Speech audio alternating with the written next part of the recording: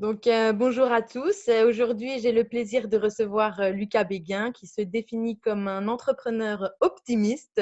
Donc, on va voir un petit peu avec lui sa définition de l'optimisme, sa vision des choses et surtout ce qu'il peut apporter aux entrepreneurs aujourd'hui pour toujours leur permettre d'atteindre leur objectif.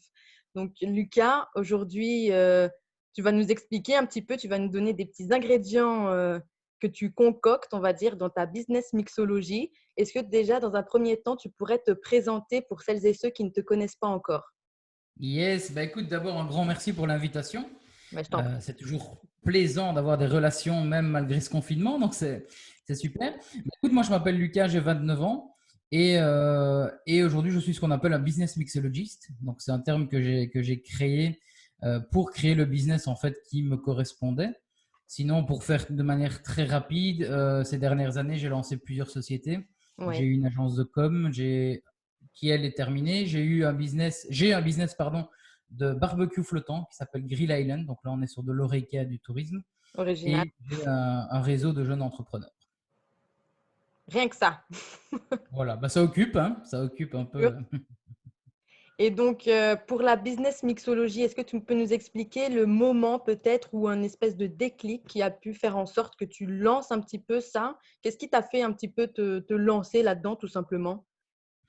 En fait, ça remonte il y a un an plus ou moins et j'avais mon agence de com et il y a un jour où je me suis rendu compte en fait que je faisais plus ce que j'aimais.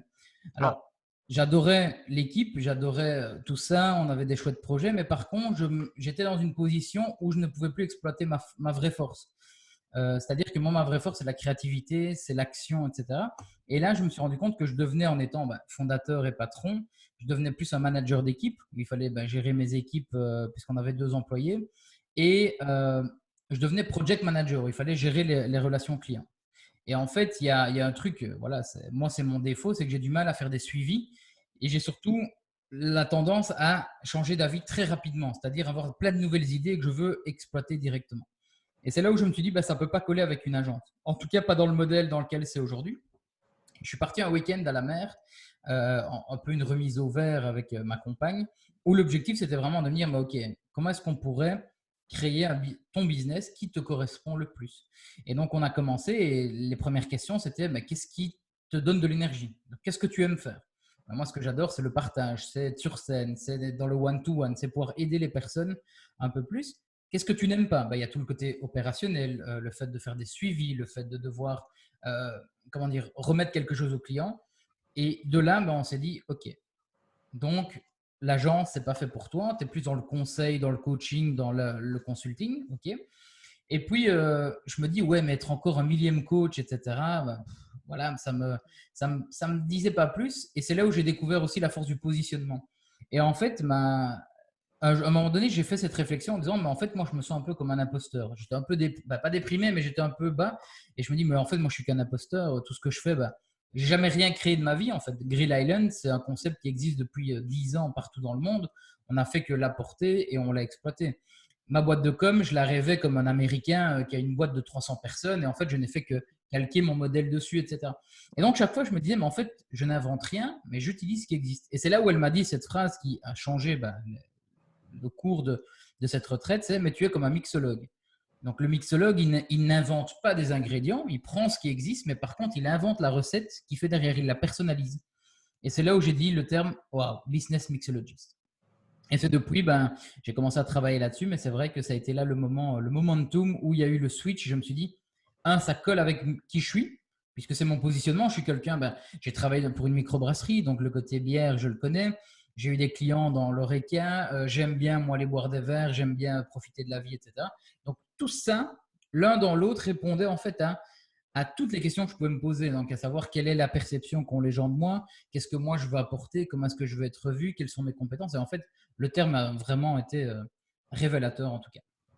donc c'est un petit peu comme ça qu'on peut comprendre la fameuse question ou la fameuse phrase est-ce que tu es aligné avec toi-même? Donc, c'est vraiment être en accord avec ses valeurs profondes et vraiment aimer ce qu'on fait, quelque part aussi retrouver le plaisir de partager, mais avec ses propres valeurs et son propre positionnement. Donc, ça serait ça pour toi, être aligné avec tes valeurs? Alors, ouais, alors, il y a être aligné avec ses valeurs, mais être aligné même avec son business aujourd'hui, ça va plus loin que ça. En fait, il y a plusieurs étapes. La première, alors, je dis toujours, il faut savoir se connaître. Donc ça, c'est très important. C'est ce que les Américains appellent le self-awareness. C'est savoir se connaître. Donc, comme j'adore le dire, connaître ses forces, connaître ce qu'on a envie de faire, ce qu'on n'a pas envie de faire, ce qui nous donne de l'énergie, ce qui nous stresse, etc. Mais il y a aussi le côté être aligné avec la vie qu'on souhaite. Parce que Ouais. bien entendu, comme je dis, il y a souvent les indépendants qui se lancent parce qu'ils veulent plus de temps en famille, avec leurs compagnes, avec leurs enfants. Mais au final, ils se lancent dans un job où ils travaillent de 7 heures le matin jusqu'à 23 heures le soir et ils n'ont pas ça. Donc, c'est vraiment de s'imaginer à quoi ressemblerait ma journée parfaite, comment est-ce que je veux que ma vie soit. Et donc, ça, c'est déjà une première chose. Puis la deuxième étape, c'est de dire, bah, comme on vient de le dire, quelles sont mes compétences, comment je peux avoir de l'énergie. Et en fait, c'est un mélange de tout ça rajouter à ce que j'appelle la big picture. Donc la big picture, c'est ce qu'on pourrait appeler l'objectif de vie, même si j'aime pas ce terme parce que ça me met du stress chez les gens en disant mais moi je connais pas mon objectif de vie, etc.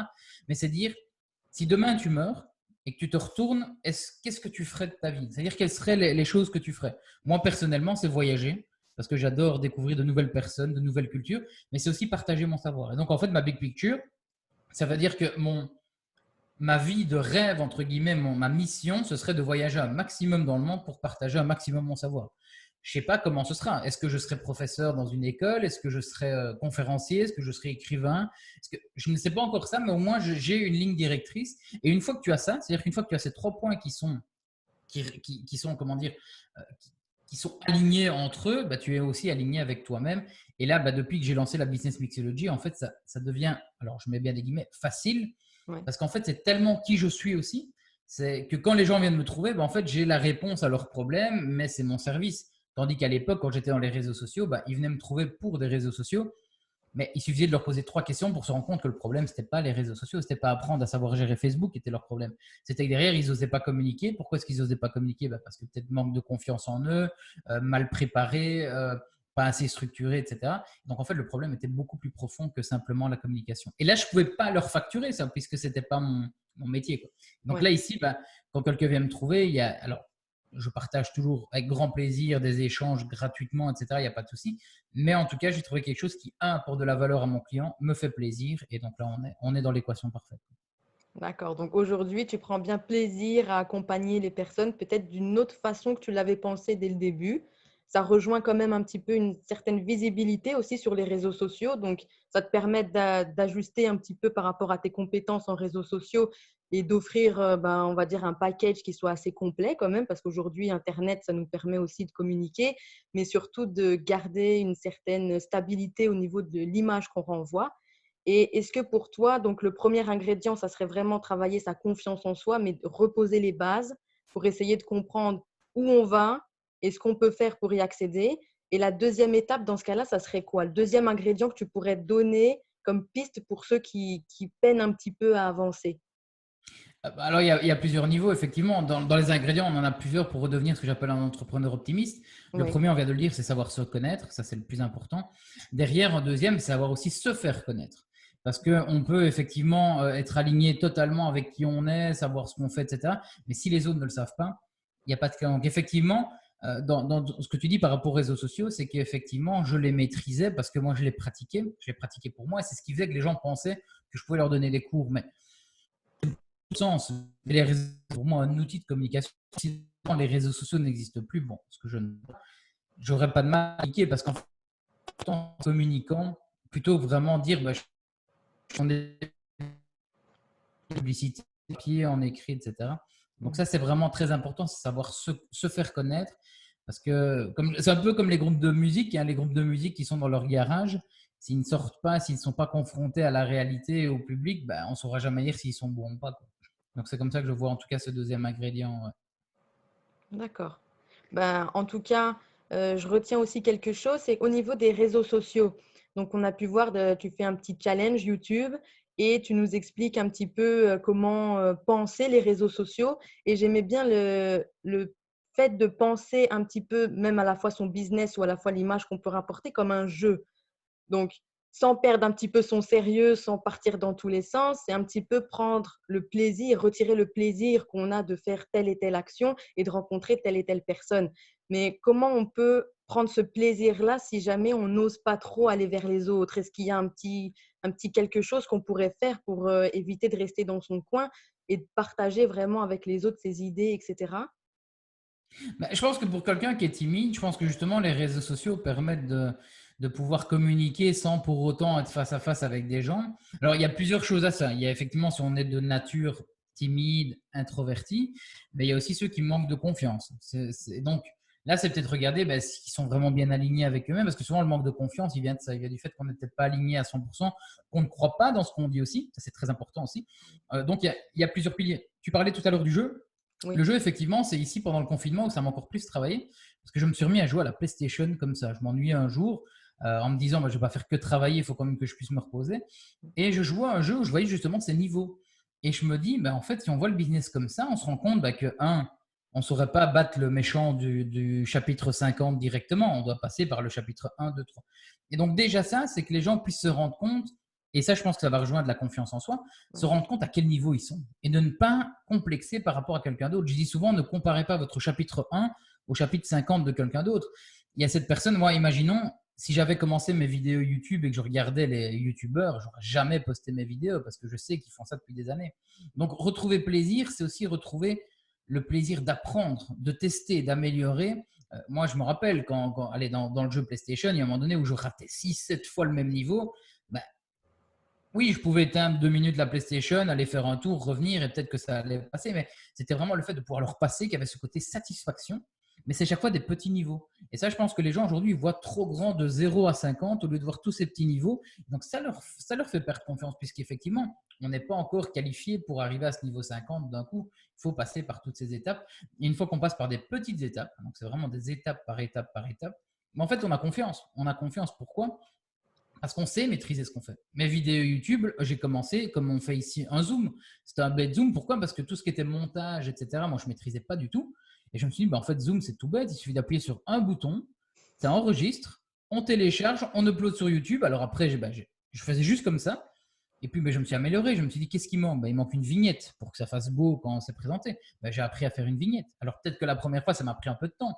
Mais une fois qu'on l'a, ça devient répétitif. Et puis, je me suis dit, tiens, je vais faire de la face cam. Mais je n'aime pas les montages. Comment est-ce que je vais pouvoir faire? J'ai acheté après un petit pied et puis j'ai essayé avec mon téléphone.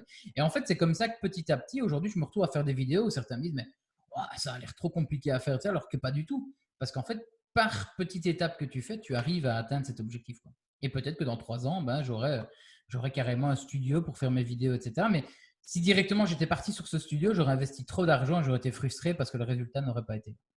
Ouais, c'est un petit peu le problème qu'on a, enfin que beaucoup rencontrent aussi, c'est ce niveau de perfection qu'ils souhaitent atteindre, alors que la perfection, comme je l'ai lu beaucoup un petit peu, c'est propre à chacun aussi. Chacun a sa propre perfection, on va dire, son propre level un petit peu.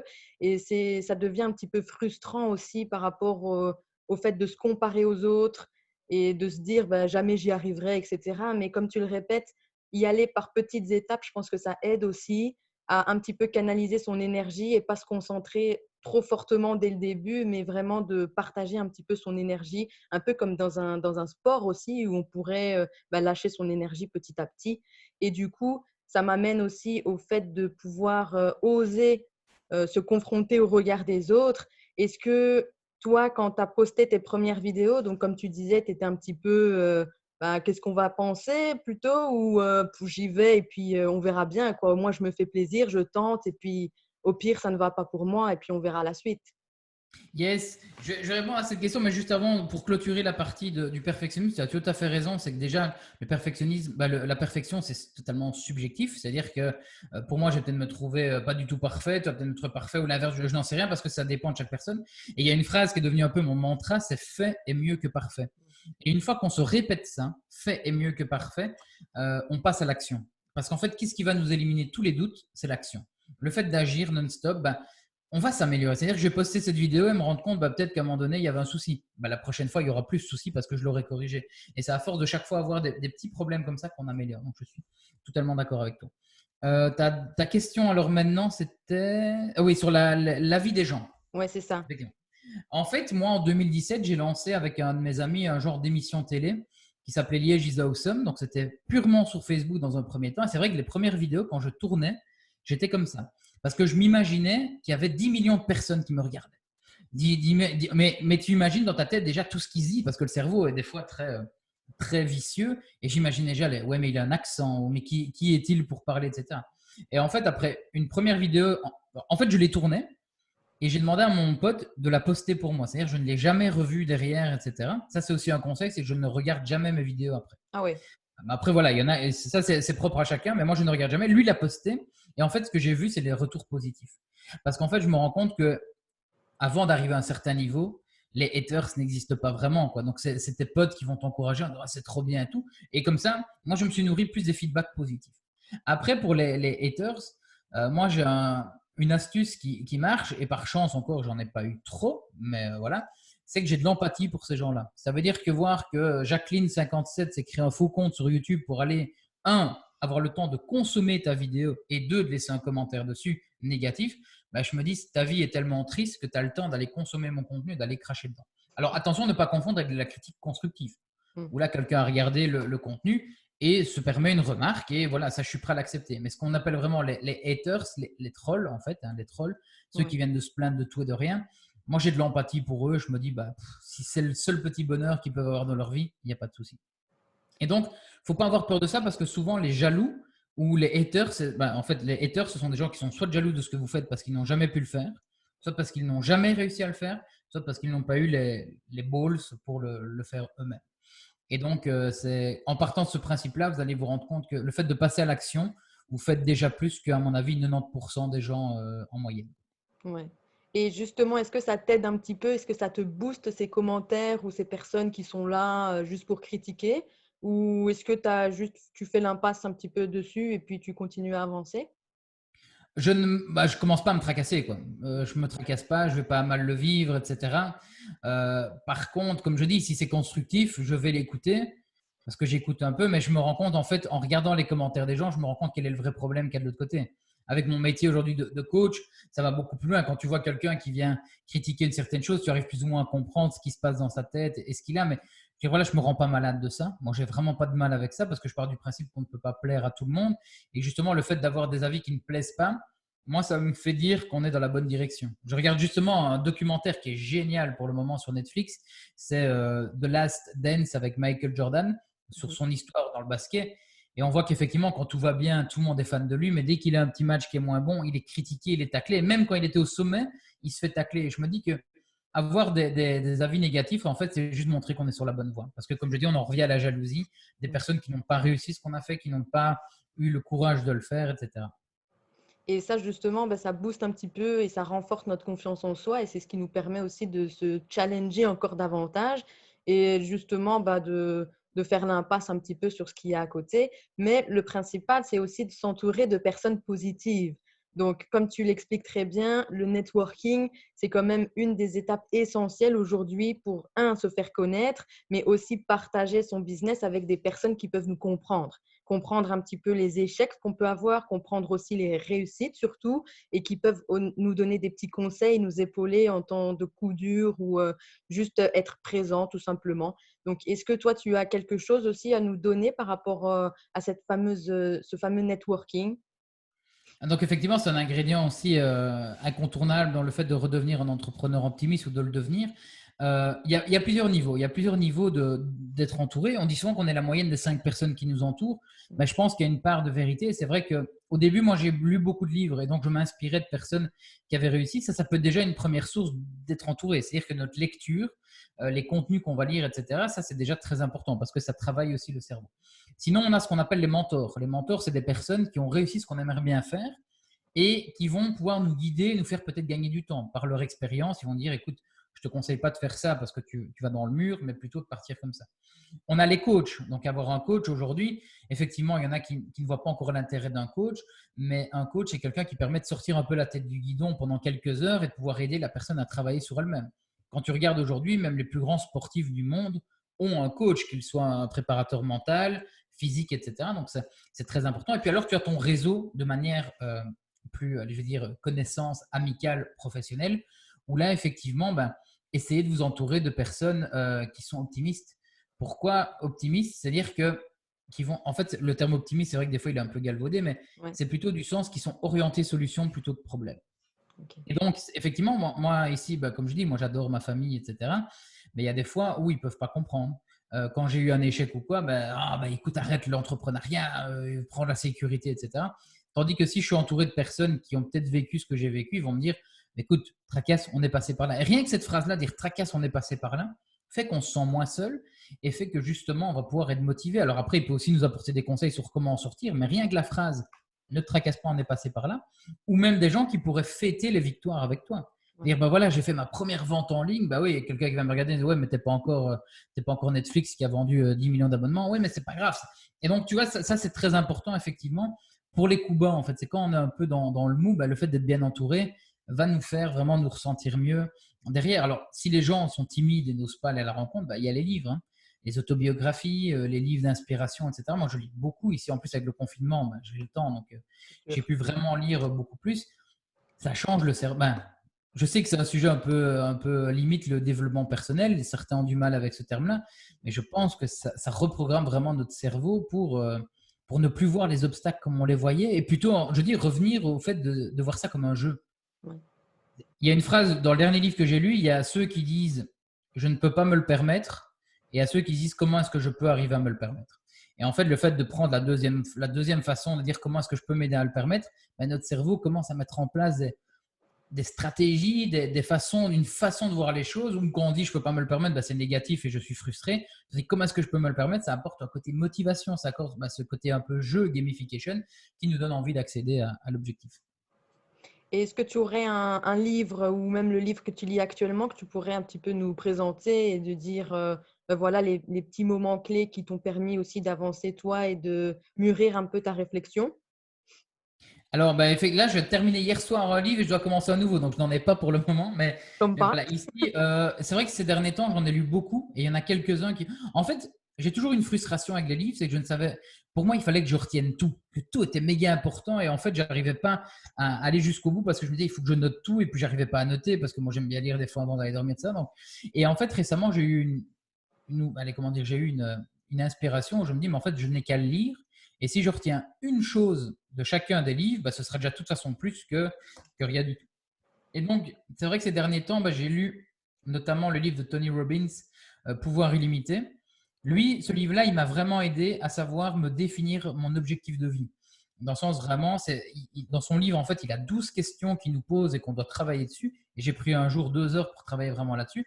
Et ça nous fait vraiment avoir une perception, ça nous rend tangible le futur. Ici, je vais terminer père riche, père pauvre. Donc là, on est plus sur l'éducation financière. Alors moi, je suis un peu moins attiré finance, mais en lisant ce livre, on se rend compte à quel point c'est important de comprendre ce qu'on appelle le cash flow et donc de comprendre comment faire fructifier notre argent et comment certains sont riches et d'autres sont pauvres alors qu'ils gagnent le même salaire et voir un peu quelle est l'éducation derrière ça. Sinon, qu'est-ce que j'ai lu d'autre Profession coach, qui est un livre vraiment pas mal pour ceux qui veulent se lancer dans le métier de coaching. C'est un livre qui aide vraiment à aider à vendre le coaching, donc c'est très intéressant. Mais voilà, j'en ai plein et je pense que tu n'es pas la première à me poser cette question, de savoir un peu les livres. Je crois que ce que je vais faire, c'est par rapport à tous les livres que j'ai lus, c'est de faire un petit Google Form ou quoi, ou pas un Google Form, un Google Sheet, où je vais reprendre tous les livres en fonction des thématiques. Et ceux que j'ai bien aimés, je les mettrai dans cette liste-là pour les apporter comme ressources parce que je pense que lire, c'est vraiment important. Ouais, ça ouvre les frontières, puis ça nous permet aussi de voir les choses différemment, de pouvoir, comme tu disais, un petit peu repenser les choses sous un nouvel angle. Et parfois, ça débloque aussi des situations qu'on pensait enfin, irrésolvables ou alors complètement, d'être resté complètement bloqué sur nous-mêmes, alors qu'en fait, il suffisait juste de changer d'angle. Et parfois, c'est très important aussi. Et est-ce que tu pourrais nous parler un petit peu plus en détail de ton métier de coach? Comment toi, tu définis un petit peu ce métier? Parce que comme tu disais, c'est vrai qu'il y a énormément de coachs maintenant qui proposent leurs services, leurs solutions, parfois un petit peu miraculeuses. En 2 minutes, tout est réglé. Toi, vraiment, quelle est ta plus-value en tant que coach aujourd'hui? Alors, je pense que déjà, il faut se rendre compte qu'un coach, il n'apporte pas de conseils. Ça, c'est déjà très important. Et donc, moi, j'ai créé la Business Mixology parce qu'en fait, je suis un mix pour moi de coach, de consultant, etc. Mais il faut en fait chaque fois avoir des parties de chacune. Un coach est quelqu'un qui va juste poser des questions pour que la personne en face puisse réfléchir sur elle-même, ouvrir le champ des possibles et d'aller faire peut-être un travail plus lointain. Je prends un exemple. Il y en a qui me disent des fois, bah, je veux être accompagné pour gagner plus d'argent. Ben non, c'est pas parce que tu veux plus d'argent. Derrière, la question, c'est pourquoi. Il va dire, bah, parce qu'avec plus d'argent, j'aurai plus de temps. Ok, pourquoi est-ce que tu veux plus de temps? Et en fait, c'est vraiment ça le travail du coach, c'est d'aller vraiment en profondeur pour aller savoir quel est vraiment le besoin qu'il y a derrière et donc de pouvoir amener cette personne à cette transformation. Donc, le métier aujourd'hui, effectivement, ceux qui arrivent avec une solution toute faite, pour moi, ce n'est pas vraiment des coachs, c'est plutôt des experts. Hein. Je pense que, alors après, tu as les gourous qui te vendent comment gagner le triple de leur salaire en 30 jours sans rien faire. Bon, ça, j'y crois pas, parce que pour moi, tout travail, toute chose au monde du travail, ça n'existe pas. Personne n'a jamais réussi sans travailler, quoi. Sûr. Mais le coach, effectivement, c'est vraiment ça, tandis que le consultant, bah, il apporte un conseil, un savoir, une technique, une stratégie. Et donc moi, aujourd'hui, c'est pour ça que je dis j'ai créé la Business Mixology parce que je ne me vois pas non plus que comme un coach. Alors, il y a aussi un terme qui est important dans le coaching, c'est la différence entre coach et thérapeute. Il y en a beaucoup qui me disent, oui, mais tu n'es pas psy, etc.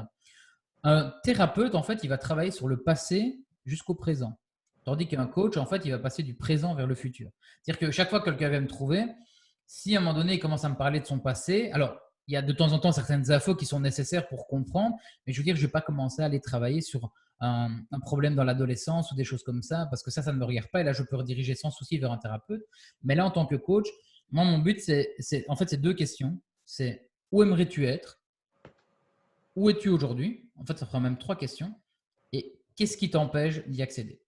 Et en fait, en partant de ces trois questions de base-là, on va pouvoir vraiment travailler ensemble pour arriver à atteindre les objectifs. Parce que des fois, il y en a qui ne savent pas vers où ils veulent aller, donc c'est logique qu'ils se sentent perdus, puisque tu peux avoir le meilleur GPS du monde, si tu n'as pas un endroit où aller, tu ne sais pas par où commencer, etc. Donc ça, c'est vraiment le métier de coach. Ouais, c'est comme ça que je le considère. Et effectivement, chacun, en fait, oui, il y a beaucoup de coachs, mais c'est parce que je pense même pas qu'on soit tous concurrents. Je pense juste que chacun a une approche différente, chacun a une sensibilité différente, chacun a une expérience différente. Et donc, la première chose quand tu vas voir un coach, c'est que tu dois te sentir bien avec lui. Donc, comment bien choisir un coach ou un mentor? Moi, je dis toujours, ça doit être quelqu'un qui t'inspire d'abord. C'est quelqu'un peut-être qui a réussi à faire ce que tu aimerais faire, mais qui va t'inspirer. Alors, le problème, c'est que tout le monde n'est pas d'accord avec cette définition du coach. Voilà, moi, c'est la mienne personnelle, Oui. mais voilà, tu as plein de définitions. Mais je pense qu'un coach, c'est quelqu'un qui t'aide à t'améliorer en te posant les bonnes questions. Ok. Et du coup, tu proposes des packs, des formations ou comment ça se passe si jamais on veut prendre contact avec toi par la suite? Alors moi, je propose, j'ai un programme, c'est un programme de 3 mois. C'est 3 mois où d'abord j'ai un échange avec la personne pour un peu savoir quels sont ses objectifs et vers quoi elle veut aller, parce que encore une fois, il y en a qui seront peut-être pas mes clients potentiels, donc ça c'est très important aussi de savoir son client idéal. D'accord. Et donc on a un programme de 3 mois où là c'est une séance hebdomadaire, donc chaque semaine on est là pendant 1 heure, on échange, on échange. Je donne des ressources aussi sur le côté, à savoir des livres à lire, à savoir des formations en ligne que j'ai organisées, mais le but c'est d'aider vraiment cette personne à atteindre ses objectifs. Et une fois, pourquoi est-ce que c'est 3 mois? Parce que je pense qu'il y en a qui des fois prennent une seule séance. Je pense qu'en une séance, on ne peut pas faire du travail. On ne Mm. peut pas assez faire. 1 mois, c'est un peu trop court. 6 mois, c'est peut-être trop long par rapport aux gens qui disent ouais, mais je veux changer. 3 mois, c'est la bonne durée. Donc, moi, je fais ces programmes de 3 mois que j'ai appelé mentorat de 3 mois. Et donc, toutes les semaines, parce qu'il y a aussi ce côté motivation. Dans ma business mixology, j'apporte aussi le côté être motivé quand il y a un petit coup de bas. Et donc là, ici, j'ai lancé ça il y a quelques semaines. Et là, il y a déjà 4 clients qui ont rejoint ce programme-là. Donc, c'est super. Et encore une fois, j'en reviens au côté aligné. Une fois que tu fais vraiment quelque chose comment dire, qui est toi, avec lequel tu es aligné, tu ne dois même plus le vendre. Parce que ça coule de source. Moi, je détestais vendre des choses. Hein. À l'époque de ma boîte de com, je n'osais pas aller vendre des packs réseaux sociaux et tout, peut-être parce que je ne me sentais pas en confiance à 100%, parce que pas aligné. Mais là, ici, en fait, c'est même pas moi qui vends. En fait, on a une discussion d'abord, et puis la personne me dit, est-ce que tu penses pouvoir m'aider? Et je lui explique comment je pense pouvoir l'aider. Et puis alors, on démarre ensemble. Ouais. C'est un petit peu, quelque part aussi, une confiance, mais un lâcher prise aussi par rapport, à la personne de confier, pas sa vie, mais de confier une petite part de soi à un coach, un mentor qui va le faire grandir petit à petit. Et comment on peut justement faire, confiance? Donc comme tu disais, c'est choisir aussi son coach et ça serait une question de feeling alors avec l'autre personne? Alors, il y a l'éthique effectivement de chacune des personnes. Donc oui, effectivement, à un moment donné, on va avoir des discussions qui vont être plus profondes. il y a des fois même avec certains clients, je ne m'attendais pas à ce qu'on aille vraiment dans ce niveau-là de conversation. Mais ça, oui, c'est le feeling. C'est pourquoi est-ce qu'il y a certaines personnes que tu rencontres une fois et que tu te dis, waouh, j'ai envie de lui confier ma vie, et il y en a d'autres à qui tu ne te confies pas. C'est un feeling. Donc, encore une fois, si tu es bienveillant, moi, c'est ce que j'essaye de montrer, c'est ce côté bienveillant, c'est ce côté, bah, je ne juge pas parce qu'on n'a pas à juger, chacun à sa vie. Mon objectif, c'est juste de t'amener là où tu aimerais être. Voilà, c'est peut-être ça qui inspire confiance. Mais pour ça, il faut être éthique, il faut être honnête. Et ça, c'est du long terme aussi qui se fait. Ça fait des années aussi derrière que je communique sur moi, sur ma façon d'être. Moi, j'adore aider les gens, vraiment. C'est vraiment comment dire, ma volonté absolue. C'est j'adore, même quand c'était à l'époque des amis qui venaient me trouver, bah, j'essaie de trouver des solutions pour eux. Donc, peut-être que c'est ça qui fait que ça ressort vers l'extérieur. D'accord. Ben, en tout cas, il y a quand même des personnes qui entendent ton discours, qui entendent un petit peu là où tu peux les emmener, les coacher, les accompagner sur le long terme ou sur du court terme. Et du coup, ben, ça fait quand même plaisir de voir qu'il y a des gens qui partagent sans forcément d'arrière-pensée. Parce que je reviens un petit peu à ce qu'on disait tout à l'heure au niveau des discours un petit peu trop commerciaux, où la personne, elle peut se sentir un petit peu prise entre deux feux, sous pression, il faut consommer à tout prix.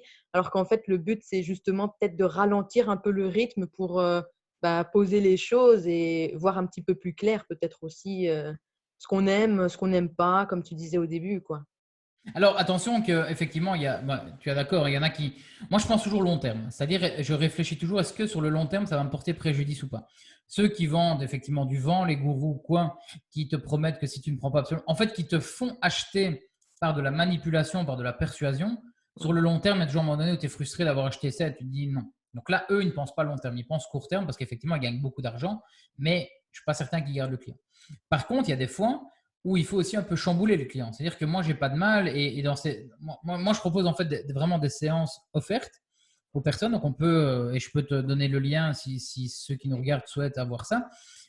Pendant 1 heure, on va discuter vraiment sur leur business de manière totalement ouverte, etc. Et je leur dis, est-ce que vous me permettez un peu de vous bousculer? Parce que mon but n'est pas non plus de faire plaisir à mon client, dans le sens où il y a des fois, il y a des choses que lui va faire exprès d'éviter parce qu'il sait que c'est une discussion difficile. Moi, je vais rentrer dedans aussi parce que je pense que c'est nécessaire. Donc, il y a aussi à un moment donné, ne pas avoir peur de dire à la personne, écoute, je pense vraiment que je peux t'aider et tous les jours auxquels tu n'as pas encore travaillé avec moi, c'est du temps que tu perds pour atteindre ton objectif et donc ça te coûte peut-être soit du temps, soit de l'argent, soit que sais-je. Donc voilà, là il y a aussi, mais c'est quand vraiment on sent que sur le long terme, même si on a un peu bousculé cette personne-là ici sur le moment, on sait qu'elle nous remerciera sur le long terme. Des fois, c'est mal vu, je sais. Des fois, c'est mal vu parce qu'il y en a qui évitent. Mais je pense qu'une fois que tu as vraiment confiance à la personne, que tu vois qu'il y a des résultats, voilà. Et même, quelle est la meilleure façon de pouvoir choisir la meilleure personne, comme tu le demandais tantôt? C'est peut-être des fois en choisissant la mauvaise personne. On Ouais. va devoir se tromper. Ça, c'est comme dans tout. On se trompe, on a pris un consultant, ça va pas, on a pris un coach, ça va pas. Ben, on sait que le prochain, on regardera 2 fois avant de le prendre. Et donc, c'est ce qui fait que c'est comme dans les couples, hein. Quand tu as ton compagnon, bah, tu sais tout ce que tu ne veux plus chez les autres avec qui ça n'a pas marché. Et là, bah, tu trouves une personne qui correspond de plus en plus aux critères que tu fais de plus en plus. Ouais. Et est-ce que tu penses qu'il y a un moment ou quelque chose qui fait qu'on se lance finalement? Ou ça vient comme ça? Enfin, je sais pas, peut-être ça s'impose aussi à nous?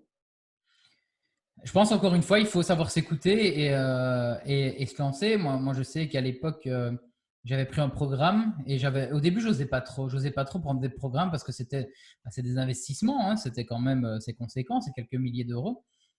Mais en fait, je pense que le montant va être égal à l'engagement que tu es prêt à mettre.